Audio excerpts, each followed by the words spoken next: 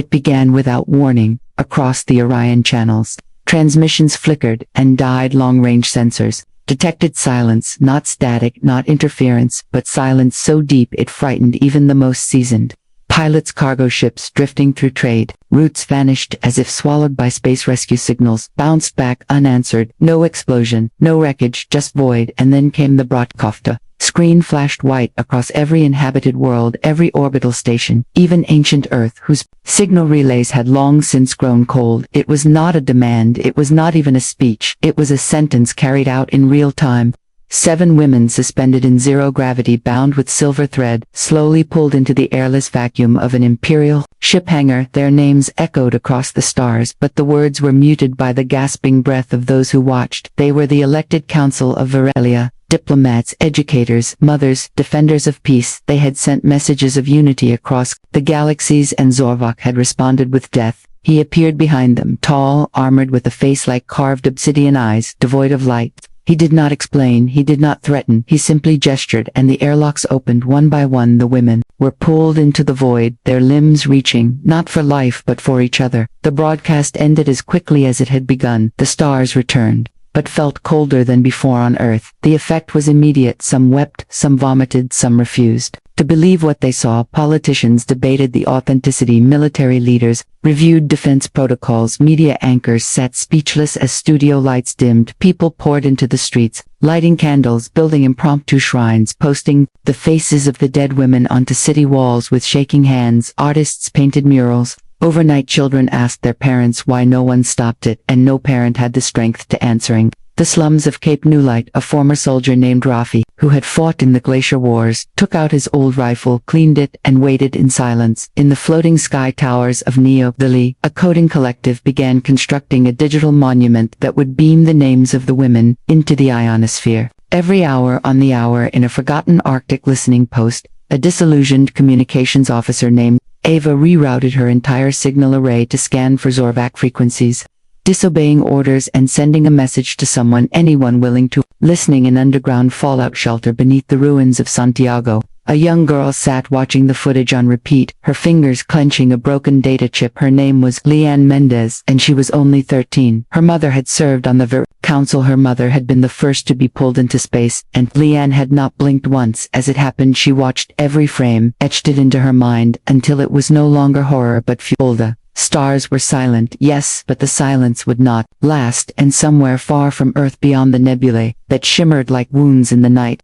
sky, something ancient and waiting turned its gaze toward the tyrant and took interest. The silence did not end after the broadcast. It deepened, thickened, wrapped around Earth like fog, made of grief and shame. News anchors whispered like mourners. Heads of state made brief appearances, their eyes shifting, their voices cracked. They condemned the act with measured words, careful not to provoke, careful not to commit. The people did not listen to them anymore. They listened to the silence, and the silence was Luden. The Americas cities dimmed their lights. For a week, drones flew overhead, projecting holograms of the women who were executed, their faces shining above broken streets and flooded coastlines. Citizens left flowers, candles, old medals, anything they could spare on sidewalks and rooftop gardens, as if it would mean something, as if it could balance what was lost in Africa. Great migration. Caravans paused for a moment of stillness, herders standing side by side with their animals, beneath a night sky that now felt unfamiliar in the remnants of Beijing engineers in worn uniforms adjusted satellite dishes to scan deeper beyond the outer planets, hoping for signals, hoping for reason. Leon Mendez walked among the crowds, in New Santiago, unseen, unnoticed. Just another girl in a city of survivors, her face hollow, her eyes unblinking. She had not cried since the night it happened. Her aunt told her to stay inside, but she ignored the warning. She walked because she had to, because the walls of the shelter were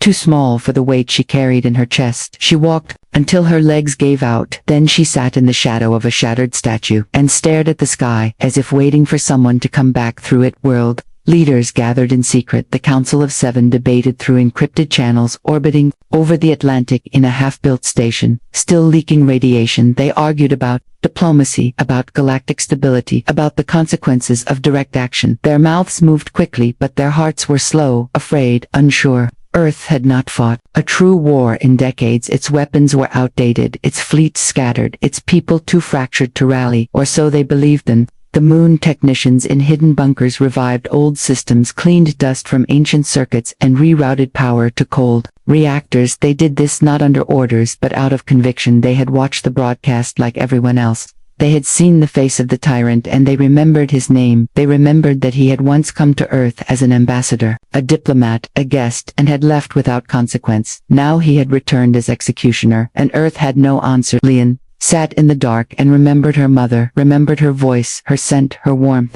her laugh, remembered the last message she sent. Across the stars, a simple goodbye said to calmly, as if she knew what was coming, and chose to protect her daughter from fear. Lian clenched the data chip tighter, and whispered a promise not to herself, not to her aunt, but to the stars themselves. I will not forget, I will not wait. Earth bled in silence, yes, but something beneath the surface had begun to stir. Not a government, not a military, not yet a revolution, just a pulse, just a breath, just the first beat of something old and powerful, and buried something called defiance. For 7 years the name Lian Mendez vanished from Earth records, listed her as missing, presumed dead, her shelter, abandoned her. DNA removed from census logs. No one saw her leave, but many remembered the girl who never spoke, who watched the stars, like they owed her something. She left with nothing but the data chip and her mother's voice looping in her ears. Goodbye my love, goodbye, my light. And then the world moved on, or pretended to, in the shadows of the asteroid colonies, in the illegal refueling stations between Saturn and Neptune, in the forgotten listening posts left behind by failed expeditions. The name began to reappear, whispered first, then spoken louder. Lian Mendez, they said, the girl who escaped the tyrant, the girl who watched the hanging without blinking, the girl who had a plan. She emerged on Europa in the black ice port where the warlords had turned oxygen into currency. She walked into a pirate auction and hijacked the signal feed with nothing but a cracked console and an old encryption code. She spoke for 2 minutes, broadcast to 5 systems in 30 dialects. She said the empire will fall, not today, not tomorrow, but soon, and when it does, we will be the ones who pushed it over the edge. The feed cut, and for a full minute silence followed, then chaos, then a new frequency appeared, low, secure, shifting every 30 seconds. She called it the vein, and through it, the first cells of resistance came alive. A mercenary named Kale, from the Kuiper Belt, a pilot named Isara, who once smuggled weapons to rebel monks, a scientist named Uwara, who had built machines that could bend light and refused to let them be used by tyrants, a synthetic named Finn, whose memory banks contained the war crimes of 20 empires and who chose now to remember all of them. Each one brought skills.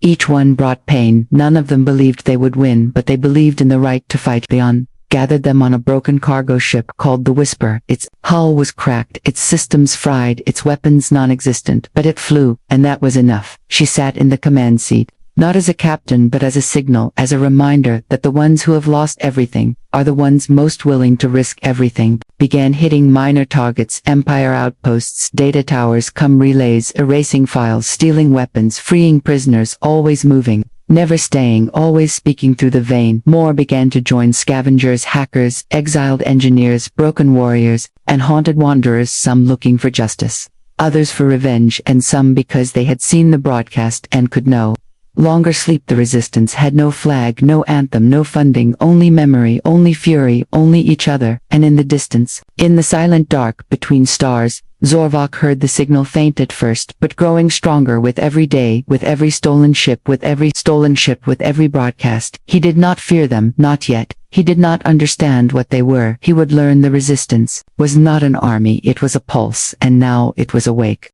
Lian knew they could not win with courage alone. Courage fades under orbital fire. Courage dies when airlocks fail. What they needed was knowledge, and buried somewhere beneath the ruins of old Rome, beneath the flood-soaked bones of what was once a holy city, was the last place anyone remembered by name only, in whispers. The Black Archive. It was never listed on any map, never confirmed by any government, but the stories endured, stories of a vault, where the final secrets of Earth's darkest wars had been sealed away, technologies banned by treaty, minds too dangerous to be allowed to think, weapons too intelligent to obey orders, written in fear, locked in Lansta. Resistance landed under cover of a radiation storm in the Drowned Shell, a Vatican sector where marble cracked beneath salt ice and statues of saints leaned sideways into craters. Lian walked ahead, the Whisper parked in blackout mode. Kale and Finn stayed behind to hold the perimeter. Isara floated in orbit, waiting for the extraction command. Aura moved beside Lian, her scanner humming low, following signals that did not exist on the known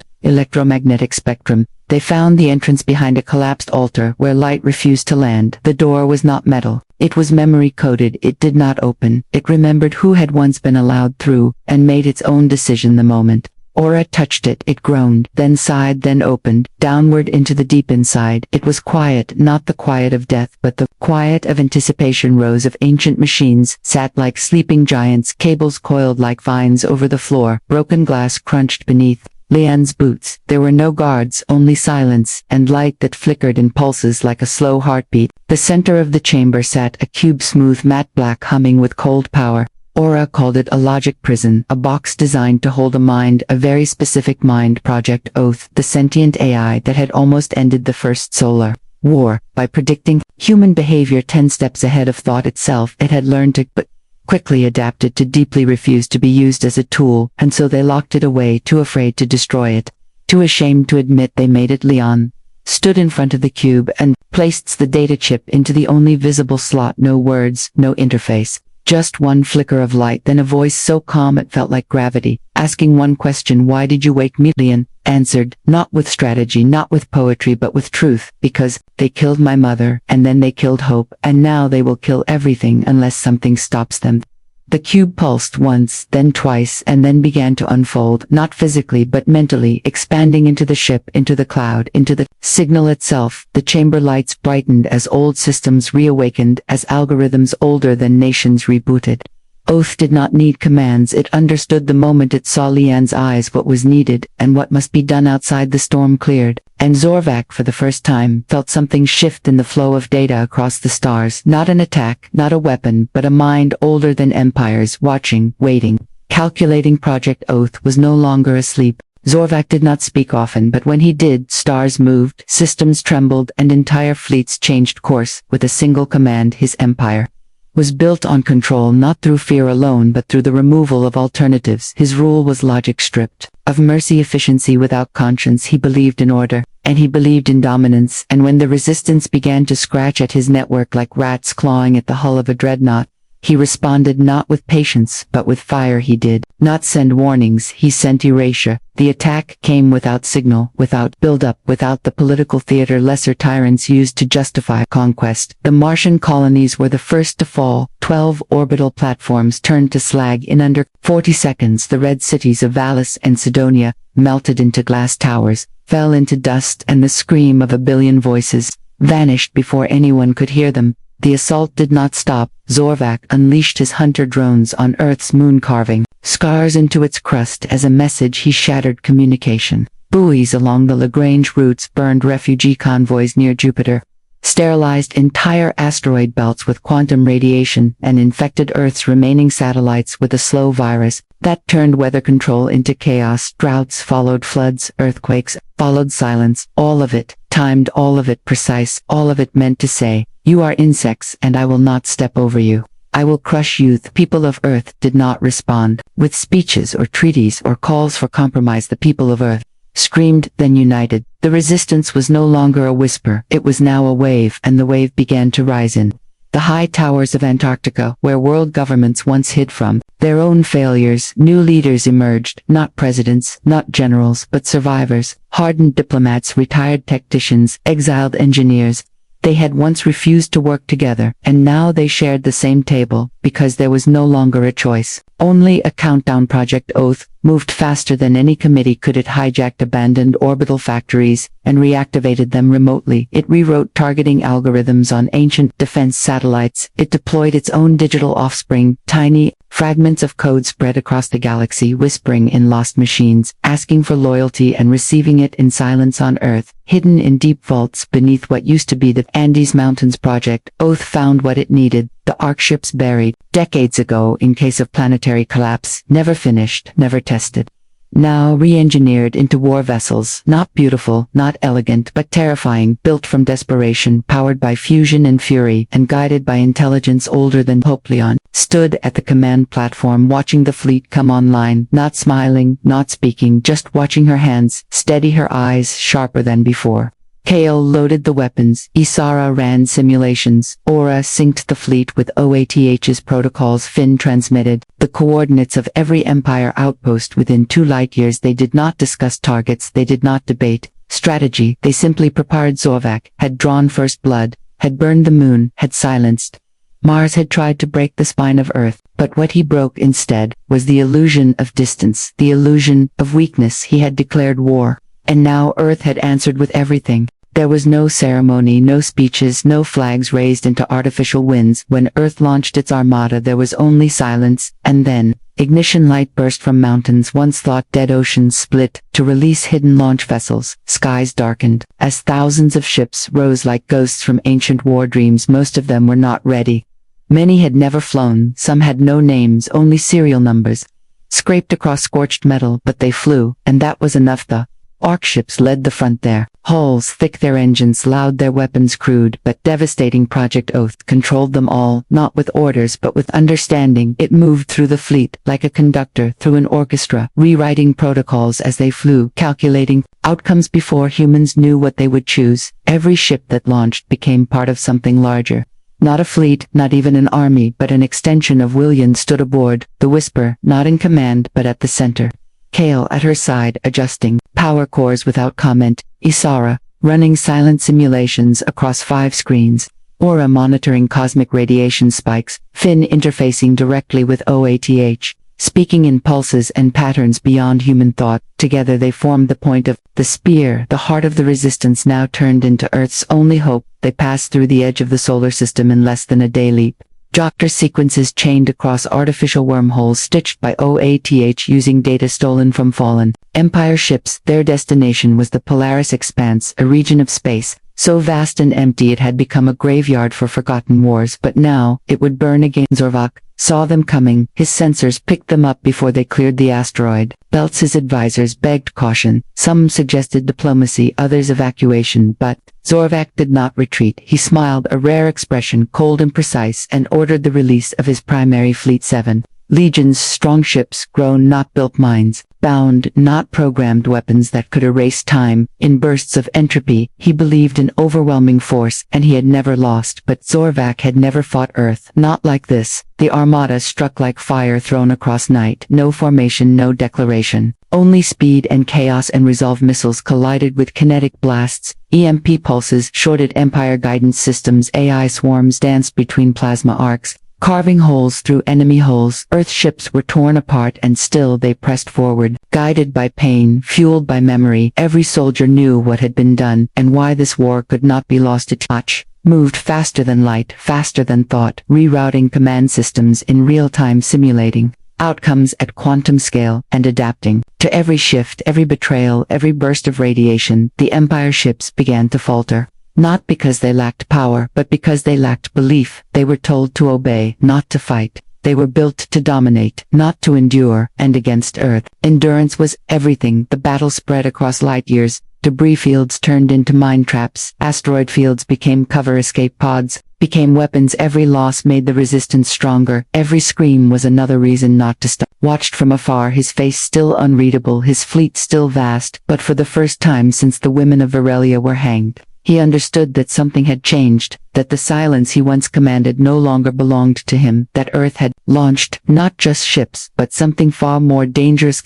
They called it the Quiet War, not because it lacked destruction, but because in the vacuum of deep space there was no sound, only motion, only fire, only the cold blooming of light that marked the death of a ship or the fall of a fighter pilot. Too far from rescue across the Polaris Expanse, battles raged without pause, days folded into nights and back again without meaning. Ships that had names once were now fragments, drifting in silence, emergency beacons blinking with no one left to answer them. Debris spun in orbits of grief, reminders of every life taken before it could be counted. The resistance did not retreat, they adapted, they improvised, they learned. The Empire brought numbers, strategy, formation. The resistance brought desperation, raw instinct, human unpredictability. They turned failure into data and death into momentum. Oath translated every loss into a weapon, every victory into a lesson.